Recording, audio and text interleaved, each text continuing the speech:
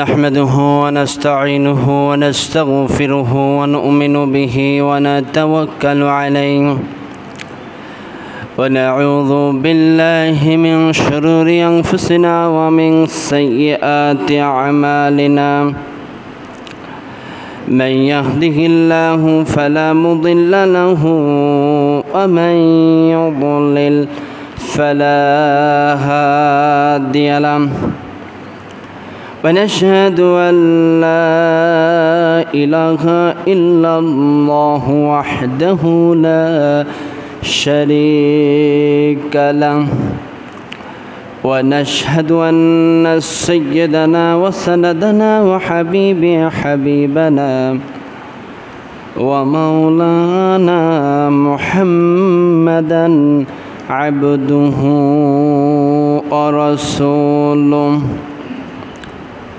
الذي أرسله بالحق بشيرا ونذيرا وداعيا إلى الله بإذنه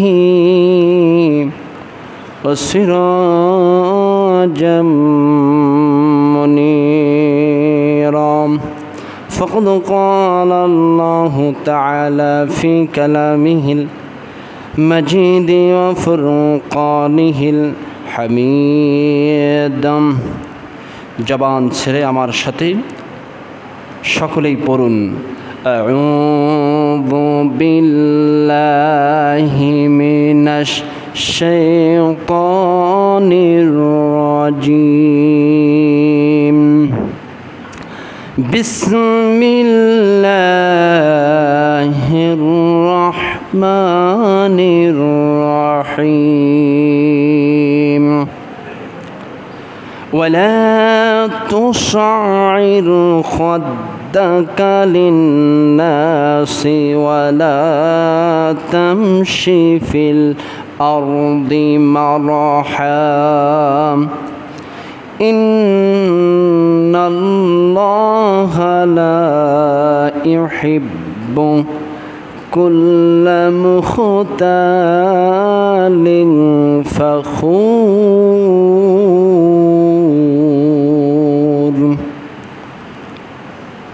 وقال تعالى في شان حبيبه آمرا ومخبرا وعن أبي هريرة رضي الله تعالى عنه قال رسول الله صلى الله عليه وسلم قال الله عز وجل الكبرياء ردائي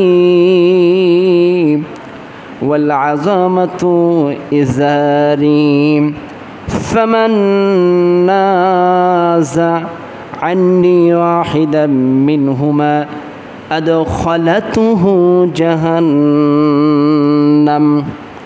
أو كما قال عليه الصلاة والسلام إن الله وملائكته يصلون على النبي يا أيها الذين آمنوا صلوا عليه وسلموا تسليما اللهم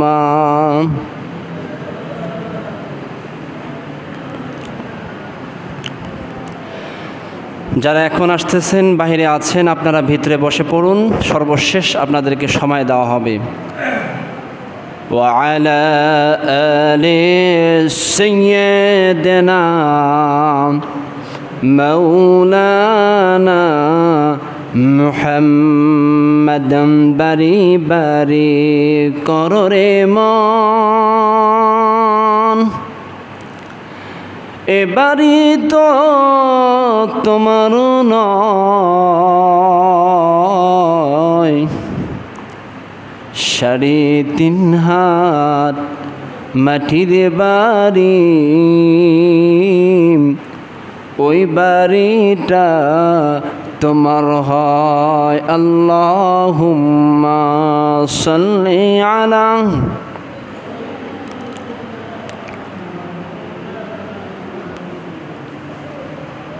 وعلى آل سيدنا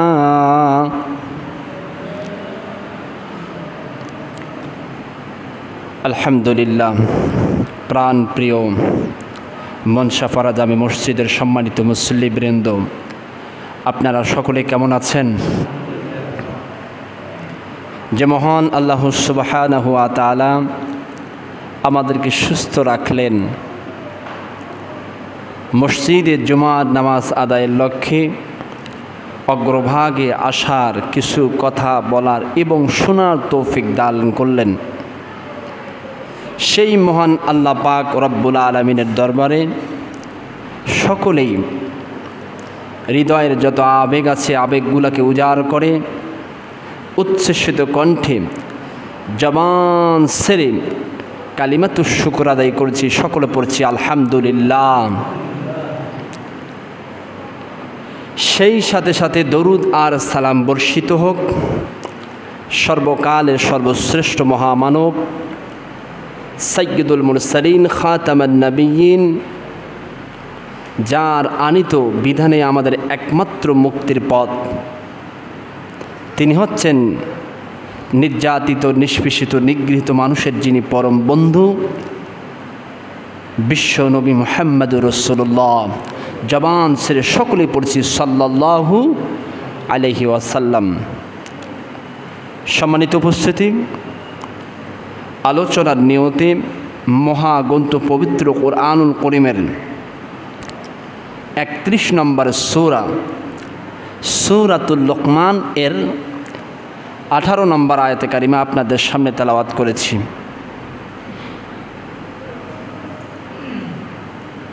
আয়াত এবং রাসূল পাক সাল্লাল্লাহু আলাইহি সাল্লামের হাদিসকে লক্ষ্য করে আজকে আমার আলোচনার আলোচ্য বিষয় হচ্ছে অহংকার করলে কি ক্ষতি হবে, অর্থাৎ অহংকারের কুফল সম্পর্কে আপনাদেরকে সংক্ষিপ্ত আকারে আল্লাহ পাক যদি কিছু কথা বলার তৌফিক দান করেন তাহলে ইনশাআল্লাহ আপনাদের সামনে কথা বলবো। মা তাওফিকি ইল্লা বিল্লাহ। অহংকার হচ্ছে একজন মানুষের ভিতরে একটি রোগ। এই অহংকার যদি কোনো মানুষ, এই রোগ যদি কোনো মানুষ লালন করে থাকতে সময় অতিবাহিত করে, অর্থাৎ অহংকার ভিতরে থাকতে থাকতে যদি সময়গুলো অতিবাহিত করে, এমন এক সময়ও আসতে পারে এই মানুষটা কাফের হিসাবে পরিগণিত হতে পারে। নাউজুবিল্লাহ, আরো জোরে বলেন। আল্লাহ পাক রব্বুল আলামিন কোরআনুল কারীমের একজন মানুষের নামকে লক্ষ্য করে, অর্থাৎ তিনি কোনো নবী ছিলেন না, রাসূলও ছিলেন না, কিন্তু তার নামকে লক্ষ্য করে আল্লাহ পাক রব্বুল আলামিন একটি সূরা নাজিল করেছিলেন। আল্লাহু আকবার বলেন। সেই মহান ব্যক্তি তিনি হচ্ছেন লোকমান হাকিম। এই লোকমান হাকিমকে আল্লাহ পাক রব্বুল আলামিন ওহীর মাধ্যমে জানিয়েছিলেন, লোকমান, তুমি তোমার জীবনে কি চাও? তোমাকে আমি দুইটা জিনিস দিতে চাই, এই দুইটার মধ্যে তুমি যেটাকে চুজ করবে, তুমি যেটাকে পছন্দ করে নিবে, সেটাই আমি তোমাকে দিয়ে দেব। হযরত লোকমান হাকিমকে আল্লাহ পাক রব্বুল আলামিন জানিয়ে দিলেন, তোমার কাছে অপশন আছে, তুমি যদি নবুয়ত চাও তাহলে তুমি নবুয়ত, অর্থাৎ তোমাকে নবী হিসাবে এই পৃথিবীর মধ্যে রিকগনাইজেশন আমি দিয়ে দেব। আল্লাহু আকবার বলবেন না? আর যদি এই নবুয়তের পরিবর্তে তুমি যদি অর্থাৎ ইলম যদি তুমি চাও, হিকমত যদি তুমি চাও, যদি জ্ঞান যদি তুমি চাও, সেটিও আমি তোমাকে দিয়ে দেব। হযরত লোকমান হাকিম তখন জবাব বলেন, আমার পরওয়ারদিগার আলম, আপনি তো পৃথিবীতে অসংখ্য অগণিত নবী রাসূল প্রেরণ করেছিলেন, তো আপনি আমাকে মেহেরবানি করে ইলম অর্থাৎ জ্ঞান দান করুন। সুবহানাল্লাহ, জোরে বলেন। আমার নবুয়াত, নবী হিসাবে প্রেরিত হওয়ার কোনো ইচ্ছা নাই, আপনি মেহেরবানি করে আমাকে ইলম দান, জ্ঞান দান করেন। তো এই লোকমান হাকিমকে আল্লাহ তাআলা এত বেশি জ্ঞানী করলেন।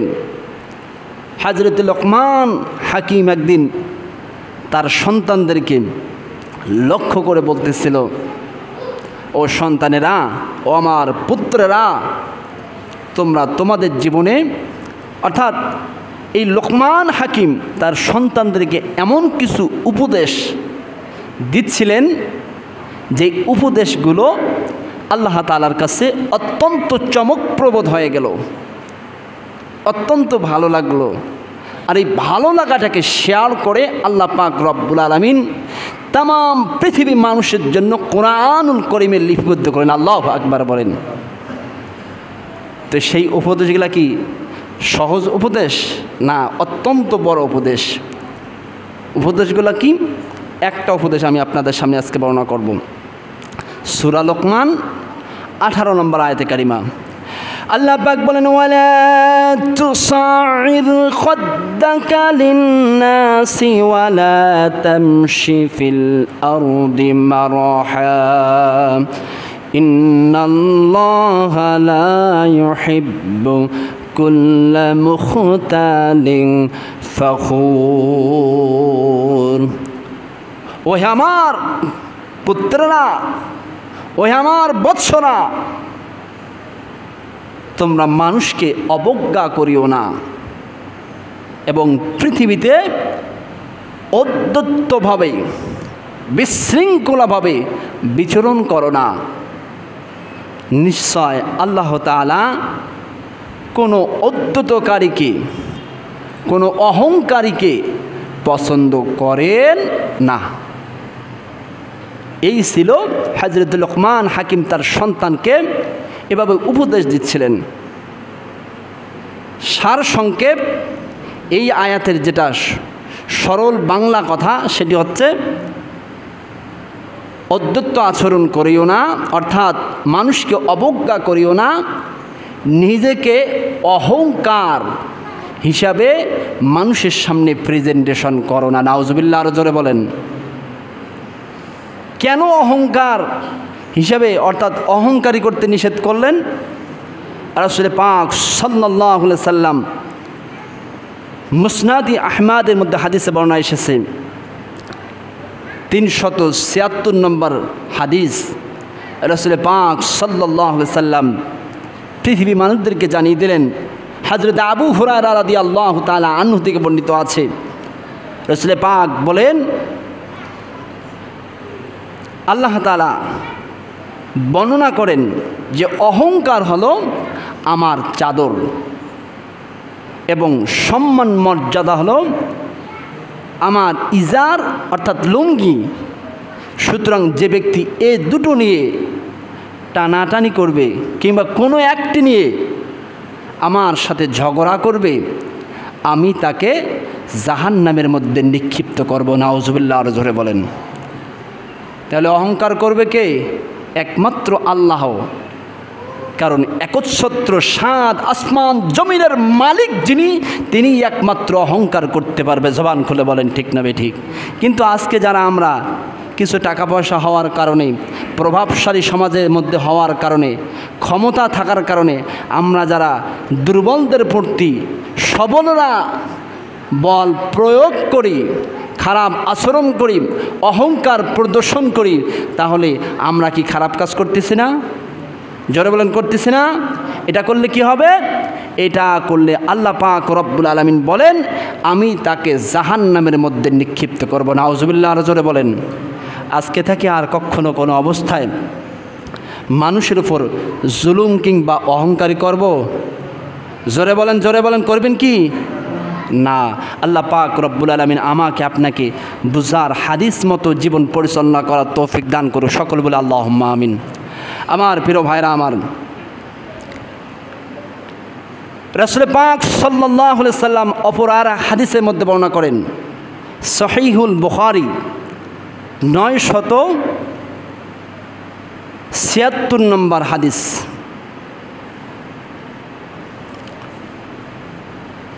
আল্লাহ নবী বলেন, আলা উখবিরুকুম বিআহলিল জান্নাহ।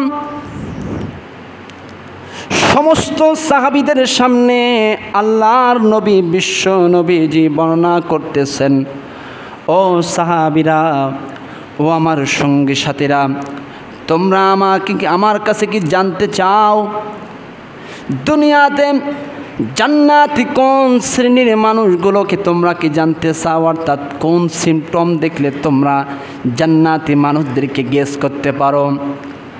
জবাবে সাহাবায়ে কেরামরা আরজ করলেন, ইয়া রাসূলুল্লাহ, ইয়া হাবিবাল্লাহ, নিশ্চয় আমরা জানতে চাই জান্নাতে কোন শ্রেণীর মানুষগুলোকে দেখতে পারলে আমরা দুনিয়ার জীবনে কোন শ্রেণীর মানুষগুলোকে দেখতে পারলে আমরা জান্নাতি হিসাবে গেস করতে পারবো, অনুমান করতে পারবো। আল্লাহ নবী বিশ্ব নবীজি বর্ণনা করতে থাকলেন, 3 শ্রেণীর মানুষগুলোকে দুনিয়ার জীবনে তোমরা দেখতে পারলে বুঝতে হবে ওই মানুষটা জান্নাতি। আল্লাহু আকবার বলেন। জান্নাতি মানুষের গুণ কয়টা? এটা আমার আপনার কথা নয়, স্বয়ং রাসূল পাক সাল্লাল্লাহু আলাইহি সাল্লাম বলেছেন। আল্লাহু আকবার বলেন। আলা উখবিরুকুম বিআহলিল জান্নাহ, তোমরা কি জানতে চাও কোন 3 শ্রেণীর মানুষ? রাসূল পাক সাল্লাল্লাহু আলাইহি সাল্লাম তখন বললেন,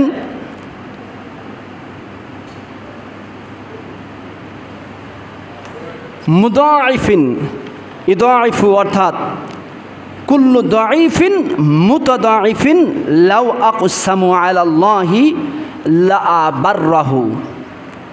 1 নম্বর ব্যক্তি হচ্ছে কুল্লু দাঈফিন, ওই সমস্ত মানুষ, যে সমস্ত মানুষেরা দুনিয়ার জীবনে দুর্বলভাবে সমাজে চলাচল করে, বিচরণ করে, অর্থাৎ সমাজে তার কোনো ভ্যালু নাই, কোনো মূল্যই নাই, তাকে সবাই অবজ্ঞা করে। আছে না সমাজে চলাফেরা করে, তার উপর মানুষ জুলুম করতেছে, অত্যাচার করতেছে। সে একটা আইনের আশ্রয় নেবে, সেটাও নিতে পারতেছে না। কেন আইনের আশ্রয় নিতে পারবে কিভাবে? আইনেকে তো আগে টাকা পয়সা খাওয়ায় সব কিছু ভুলাই দিয়ে দিছে, ঠিক না বেটি? সমাজে আছে না? কুল্লু দাঈফিন, এই সমস্ত মানুষেরা যারা এই মতো অবস্থায় আল্লাহর উপর ধৈর্য ধারণ করে যে আল্লাহ তার বিচার করবে।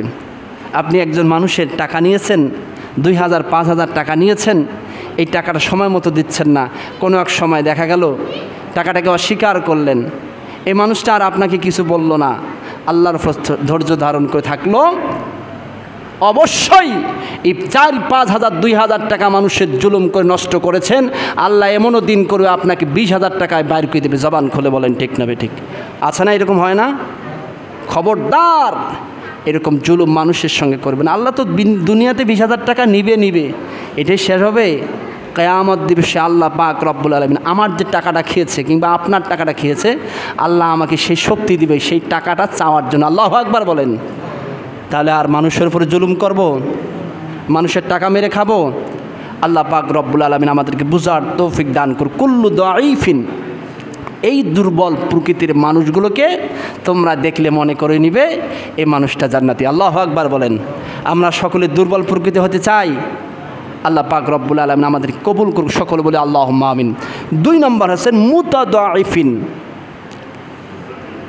ওই সমস্ত মানুষ যে মানুষগুলোকে সমাজে সকল মানুষ অবজ্ঞা করে চলে। আছে না এমন মানুষ?